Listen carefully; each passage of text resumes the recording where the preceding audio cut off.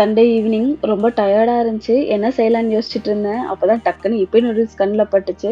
சரி செய்யலான்னு சொல்லிட்டு ஸ்டார்ட் பண்ணியாச்சு. ஒரு பேன்ல ஆயில் ஆட் பண்ணிட்டு, கடுகு, கடலைப்பருப்பு, கருவேப்பிலலாம் ஆட் பண்ணிட்டு நல்லா வதக்கிக்கணும். இது ஃப்ளேவருக்காக பூண்டு, பச்சை மிளகாய், ஆனியன் சேர்த்திக்கிறேன். கொஞ்சம் நல்லா வதக்குனதுக்கப்புறம் முட்டை 4 முட்டை வந்து சேர்த்திக்கிறேன். ஃபர்ஸ்ட் வந்து இந்த முட்டைய வந்து நீங்க என்ன பண்ணணும்னா, நல்லா பீட் பண்ணி எடுத்து வச்சுக்கணும். பீட் பண்ணி வச்சிருக்க முட்டை வந்துட்டு ஆனியன் கூட ஆட் பண்ணிக்கிறோம். ஆட் பண்ணிட்டு கொஞ்சம் முட்டைக்கு தேவையான சால்ட் மட்டும் ஆட் பண்ணிக்கிறோம். நம்ம வந்து ஃபர்ஸ்ட் முட்டை ஊத்துனதுக்கு அப்புறமே உடைச்சு விட்டுறக்கூடாது. அப்போ வந்து ஃபுல்லா குழஞ்சு போயிடும். முட்டையோட டேஸ்ட்டே தெரியாது, ஃப்ளேவர்ஸ் எதுவுமே தெரியாது. ஸோ அதனால ஒரு ஊற்றி கொஞ்சம் 5 மினிட்ஸ்க்கு அப்புறமா கலரி விட்டுக்கணும். அதுக்கப்புறம் இப்பி நூடுல்ஸ்க்கு வந்து நான் 1 கிளாஸ் தண்ணி எடுத்துக்கிறேன் ஒரு பேக்கெட்டுக்கு. உங்களுக்கு வந்து எந்த கிளாஸ் இருக்கோ அதுக்கு மெஷர்மெண்ட்டை பார்த்து நீங்கள் சேர்த்திக்கோங்க.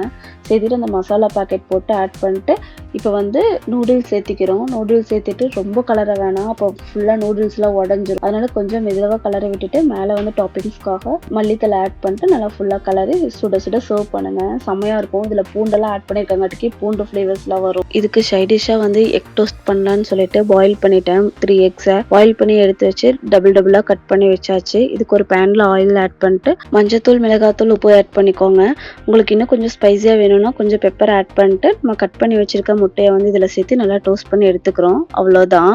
அப்படியே லெமன் சோடாவும் போட்டு குடிச்சிட்டோம். மறக்காம நம்ம சேனலை ஷேர் பண்ணுங்க, சப்ஸ்கிரைப் பண்ணுங்க. Until then, bye from Shanmu. Bye.